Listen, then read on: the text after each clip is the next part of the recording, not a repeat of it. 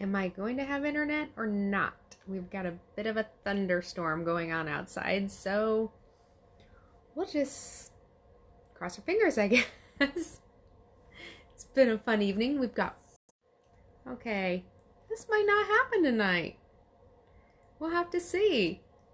I'll give it one more shot. Let's see if we can maintain. We've got 4 extra little guys hanging out here tonight, so it's been a lot of fun. My kids are just having a party with all their friends and making forts in the basement where I guess they're gonna sleep. Hopefully they'll sleep. They'll sleep, right? I don't know. I'll have the white noise on in my room. So anyway, we have been talking about health and our wellness puzzle because we are all a 100-piece wellness puzzle. But when you're building that puzzle and you're picking out the edges, like your grandma taught you to do, the most important thing is to edges first, and you get so excited when you find a corner piece. And so we've been talking all week about our corner pieces. Our wellness is affected by nutritional deficiency, exposure to chemicals, injury, either from genetics or outside factors, and then habits. And rather than looking to solve our problems and just treat symptoms, we're going to try and be intentionally proactive about improving our overall wellness. So, if you're building a sickness or just a symptom toolbox, you're always going to be chasing the result instead of focusing on the problem. So that's what we've been talking about this week, is focusing on how we can get to the source of the problem so that way we can be better. Developing those tools to wellness. What are the tools that your body needs? So the fourth and final piece in our wellness puzzle is working on developing our habits. Did you know that more than 40% of the actions you do all day, every day, they're not actually decisions, they're habits. So most of the time you're doing habitual behavior. These habits are important. They grow stronger and stronger over time. The longer you do them, the stronger they grow. So you want to make sure you have the right habits, for sure. Habits are so powerful because they actually create cravings in your brain. When you behave in a particular way, your brain sends off a pleasurable feeling. So when habits fully emerge, the brain isn't even involved in the decision-making process. It's just a habit. But your brain can't tell the difference between good habits and bad habits. So you're the one that has to tell the brain what your brain needs to be doing. So you need to decide, what actions and routines do you need to have? The key to creating positive change for yourself is to make your desired actions into habits. Hi, Patty. Thank you for watching. But habits aren't destiny. Habits can be ignored, changed, or replaced, but you don't lose a habit, you only replace them with new habits. If you really want to get into the science of this, I highly, highly recommend the book Atomic Habits by James Clear. He breaks it all down and gets way sciencey with all of it, but it's great. It's fantastic. But one of the things that I think is most critical is the concept of habit stacking. Rather than pursuing a habit with a particular time or location, you like saying, in the morning I will exercise, you actually pair it with a current habit. So for example, after I pour my cup of coffee in the morning, I will meditate for 5 minutes. Or after I take off my work shoes, I will change into my workout clothes. After I brush my teeth, I will take my vitamins, and have your vitamins right by your toothbrush. That is how you create new habits, until it becomes weird to brush your teeth without taking your vitamins. So, what are the best habits that we can build to improve our health? First of all, what's the most important meal of the day? You need to eat breakfast for a bunch of reasons. It jumpstarts your metabolism, and that helps keep you from overeating later. Studies show that adults who eat healthy breakfasts do better at work. Kids score better on tests. If you're one of those people, I'm not a breakfast person, that's cool. I don't understand it because I like wake up and immediately want to eat, but I respect. So what you need to do is put some collagen in your coffee or your tea, so that way you're getting some protein first thing in the morning. Please don't make your breakfast just fruit. That is a blood sugar spike that is basically reacting in your body just like you ate a big old bowl of Lucky Charms or something. So, and if you're one of those people that's like, oh, I put like 18 fruits and make a smoothie, we need to talk, because that's really not doing you any favors. All right, 2, plan your meals. It saves you time, it saves you money. So block out some time, think of those health goals, and be intentional about making sure that you have the meals that you need to meet your goals. Meal prep keeps you in control. It helps you know what you're going to eat, when you're going to eat it, and it's easier to skip the less desirable choices if you know that's okay, I got something good coming later on. I'm like queen of meal planning.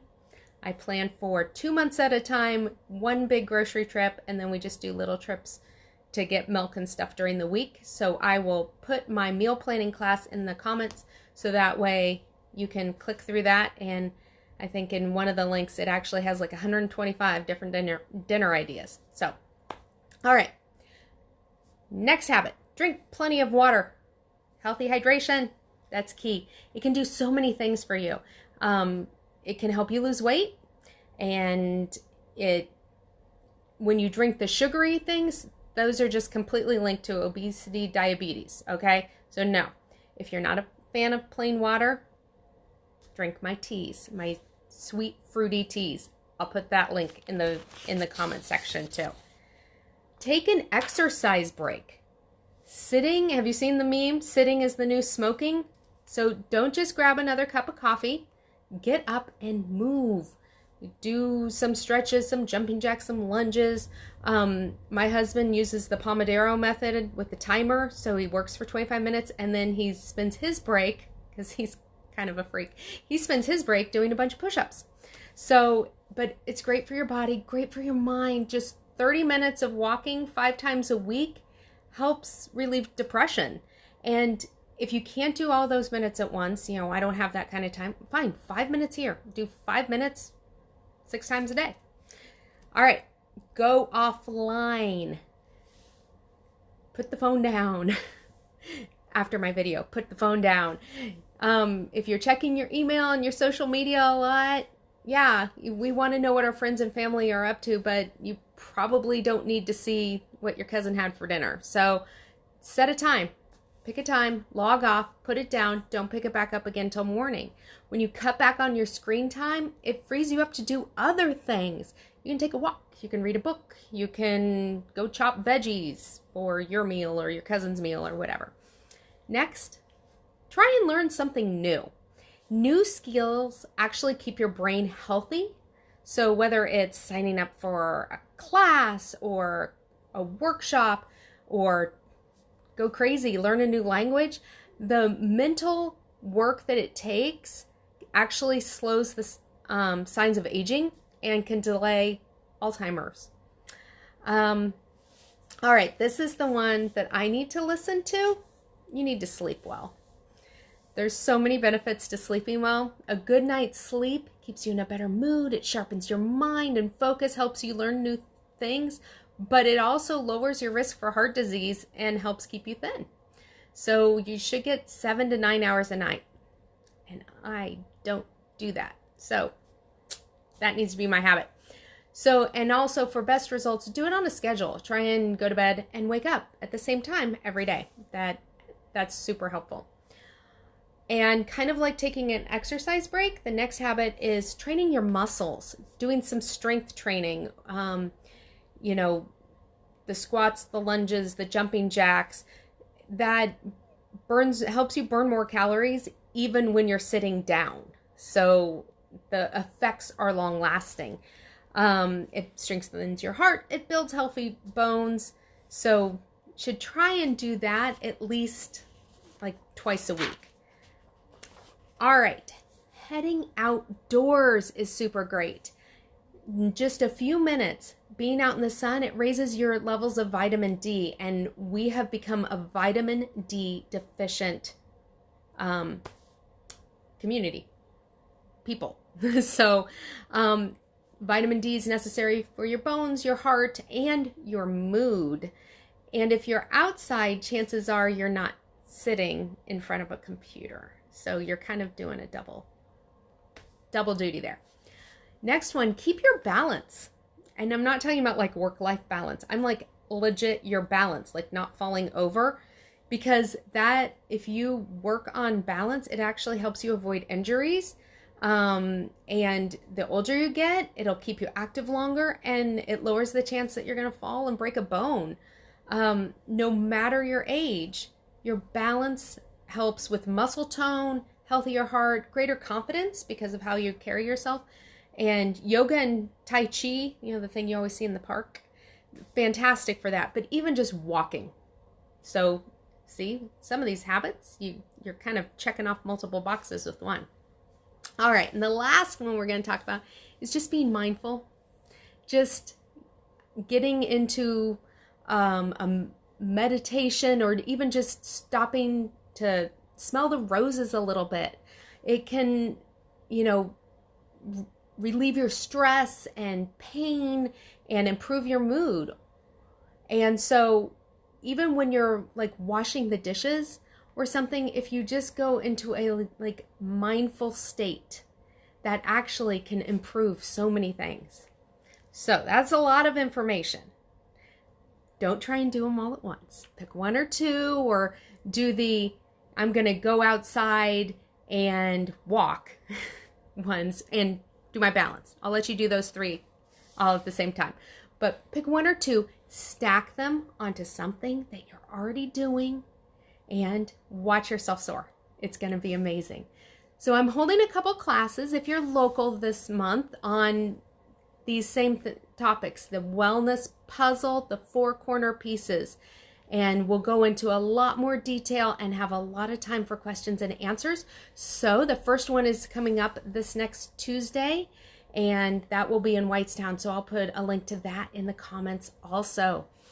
So that's what I have for you tonight. Share this video with all your people so we can all be well and help having good, healthy habits. Check out my blog, RevolutionHealth.life, and subscribe so you can get updates there. Have a great evening, everyone. Love y'all. Bye.